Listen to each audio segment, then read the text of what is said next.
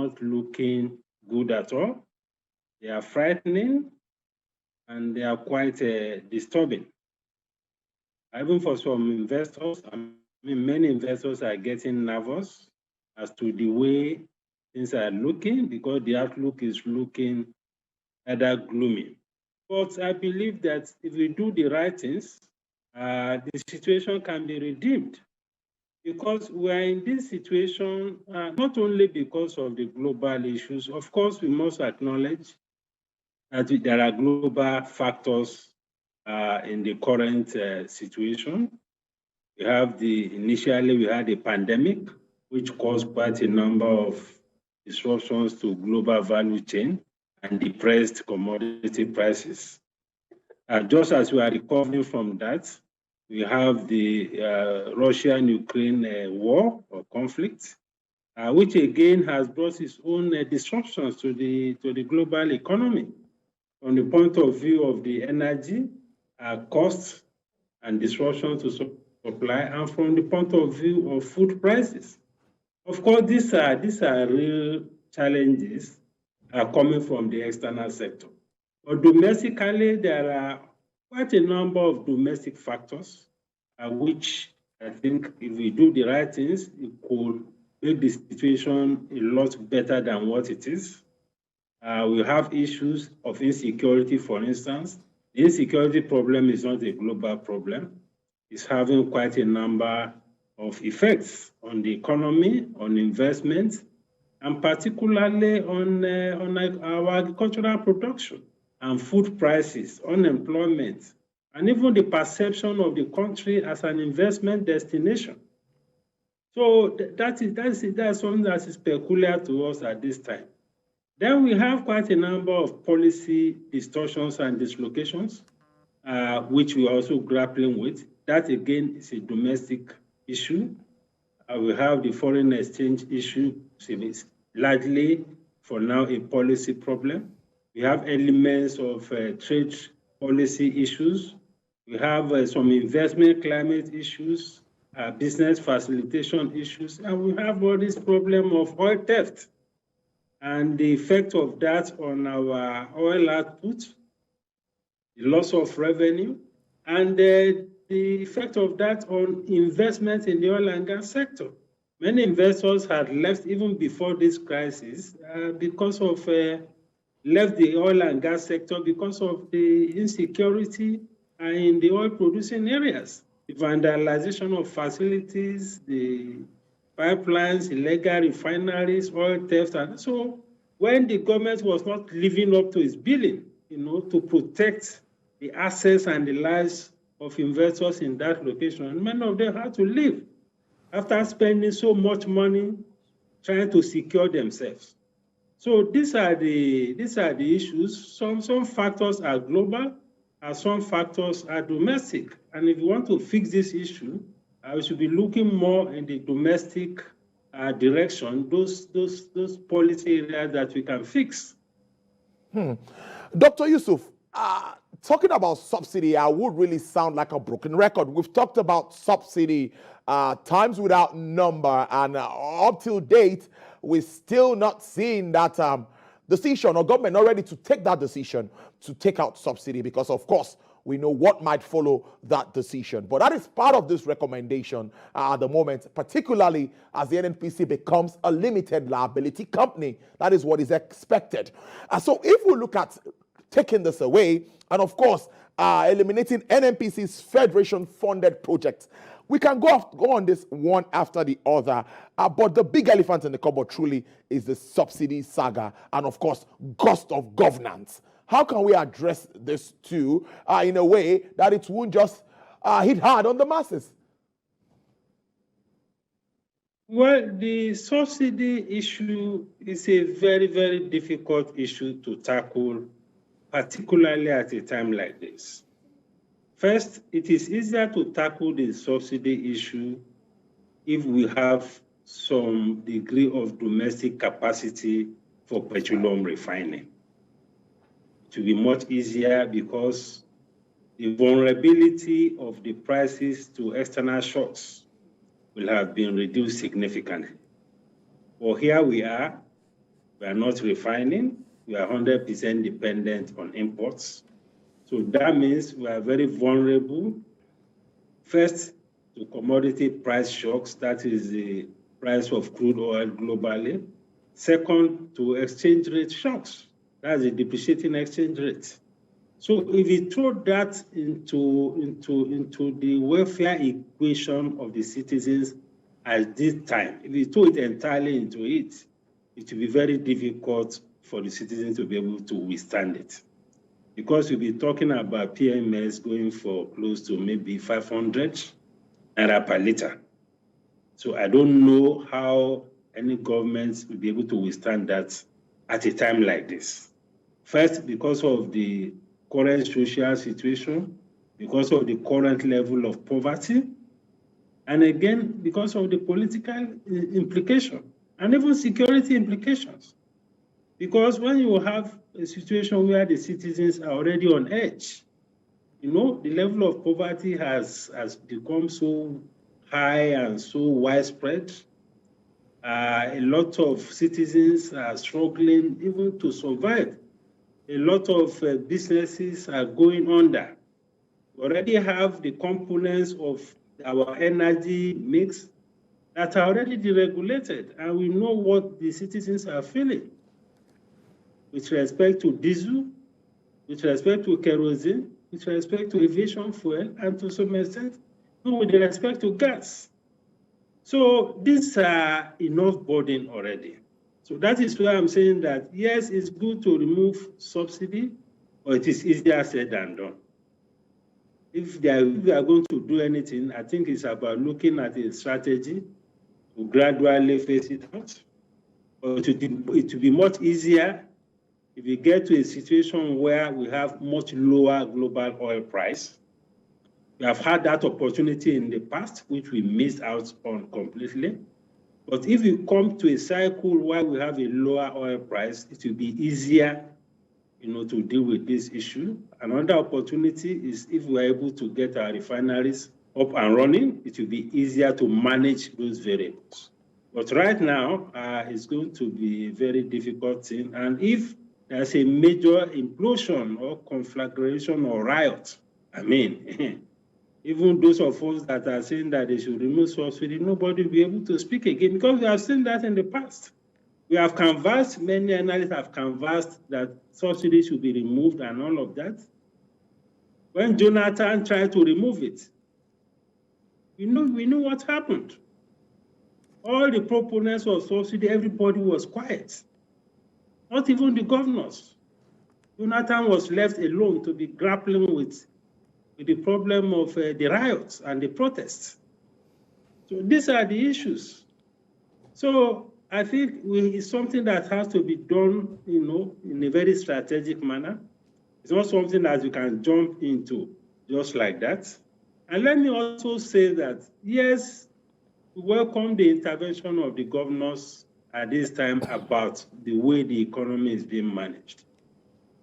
But this is just less than 1 year to the end of the administration, and less than 1 year to the end of many of them, many of their own tenure. What were they doing all these years? Because they are part of this economy. This problem did not just start today. It didn't start yesterday. We saw it coming. And we have the National Economic Council. What exactly did they discuss there? If they are not discussing very important economic policy issues that is affecting investment, that is affecting employment, and that ultimately will affect their own revenue as governments. I think they should have been doing this long ago. This should have been a routine thing at each of their economic council, that they are able to also be part of the policy process. The economic council should not just be about revenue allocation, FAC, and all of that. It should be also more about the policy environment that will support private sector investment. It's in their own enlightened self-interest that you have an economy that is growing, that you have a private sector that is prospering, that is doing well, where there is prosperity. then each of them will be able to even get more revenue. Jobs will be able to be created. I mean, jobs will be created in all their various domains. So they have been quiet for too long. But it's better late than never. And I also expect that in each of the sub-nationals, I'm talking of the state governments now, preceding each of the National Economic Council meetings, they should be having engagement with the private sector in their states. The OPS and other private sector players exist in all the states of the Federation. They should be having meetings with them so that they can escalate these issues to the center. Of course, that is not supposed to be a substitute to advocacy by the private sector. But the governors should also be part of this. So I don't get to a point where the economic is almost on the brink before they are now coming out to make recommendations. True. Some of their recommendations are good. Some cannot be done immediately. Some are long-term, but some are also not too good. Some of the recommendations are not that realistic. So they need to do a lot more in being part of the economic policy process rather than just sit back and they're coming up at the very late hour when a lot of damage has been done already. Indeed. Dr. Yusuf, let's look at quoting personnel costs that are for MDAs. Of course, FG MDAs. We know that there was this Orosai report and there's an updated one that is expected to, I think, save about 1 trillion naira, what I have here. But two things I want us to look at. That's what you think about that, if that would be able to, if that would happen. And of course, privatizing of non-performing assets. This has also been on for some time. Economists and analysts have been saying government should let go of some of these assets and make some money from it. What do you make from this two submissions? I think those submissions are very good, at least to a large extent. But again, charity must begin at home. Now they are making recommendations about what the federal government should do. What are they doing at their own levels or in their own states? Because some of the things that they are pointing out to the federal government to do, many of them also need to do it in their own states.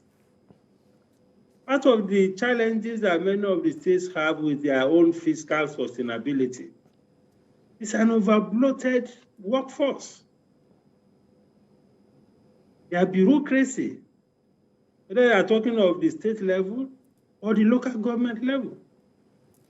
It's even worse in the local governments. Where sometimes you have people on the payroll that never even show up at all at the local government headquarters for anything or any local government office. You know? So we have the same problem at the state level. So let charity begin at home. That is not to diminish the importance of these recommendations. But they should also individually be telling us what are they also doing in their states. Of course, the Orosai report and all these issues about cost of governance, they are fantastic ideas. Because these are issues that quite a number of commentators have been talking about in order to ensure the sustainability of this economy and even of governance generally. Only a few states were able to take some very bold steps. And I think Kaduna State is one good example. Not many other states have been able to do that. So at the federal level, the problem exists, of course. There's a need to do that, but again, because of the social consequences of some of these actions, it's something that also needs to be done very carefully. That is why I like the idea of the incentives that will be put on the table to encourage people to voluntarily retire. That is my understanding of what the recommendation is saying about people who are about 50 and above. I don't think they are saying that they should sack people that are 50 and above. I don't think that is what they meant. I think what was meant there is to put incentives on the table for people to take advantage of that and voluntarily exit from the service. That is also done in the private sector. Sometimes if you want to downsize, rather than just be cutting people off and saying they should go, you can use incentives and give some generous packages, exit packages. And that may encourage some people to leave, you know? So that again, I think for me is a good idea. Then about assets, there are so many abandoned projects, so many idle assets. Again, this is not peculiar to the federal. It's also, we have many states that have all sorts of abandoned projects, idle assets all over the place. So that again, we need to see how we can get value from them. In 2021, the Quantity Surveyors Institute did a study and came up with the fact that the federal government has about, or the governments generally have about 56,000 abandoned projects all over the country. And it was valued at 12 trillion naira. That was in 2021. And many of those projects are still all over the country. And some of those real estate assets are in very prime locations. You have quite a number of examples here, even in Lagos, in central business districts. You know the value of land in those locations. They are federal government properties. They have been abandoned. Miscreants and hoodlums have taken them over, constituting a nuisance even to the entire environment. So we have all those things littered across the country. I'm aware that the Bureau of Public Enterprises is trying to collect all these assets. But again, we need to ensure that these things are done much more speedily.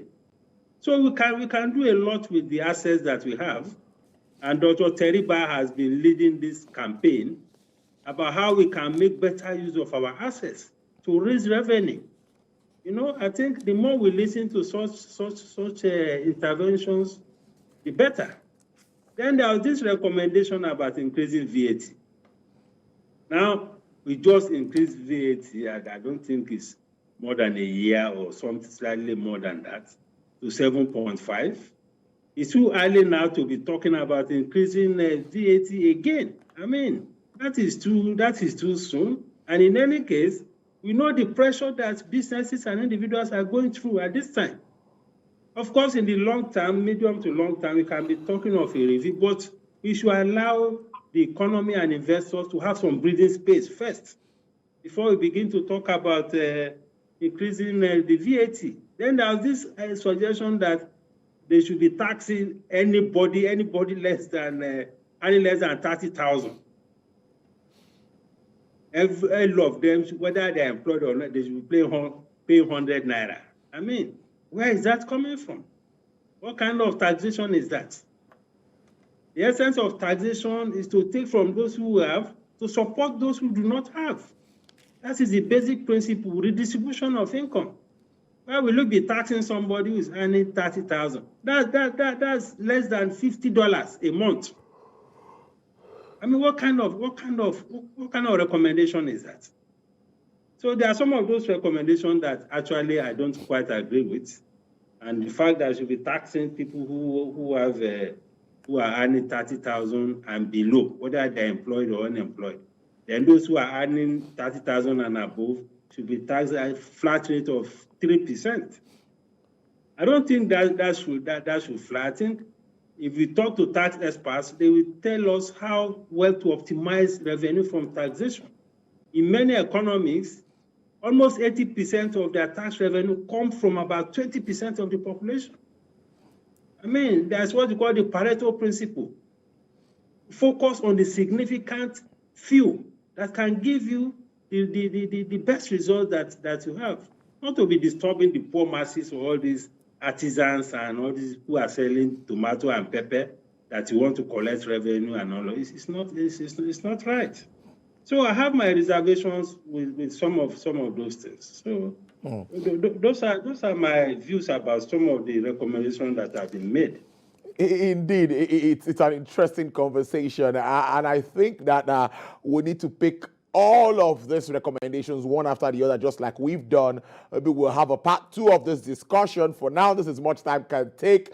Interesting conversation as usual with Dr.